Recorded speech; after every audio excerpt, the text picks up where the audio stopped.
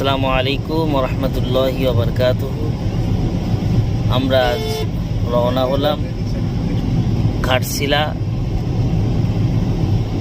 রাজ্য ঝাড়খণ্ড রাজ্যে ঘাটশিলায় আমরা একটু বেড়াতে বেরিয়েছি। সকলে দোয়া করবেন আল্লাহ পাক যেন সহি সালামতে আমাদেরকে পৌঁছায়।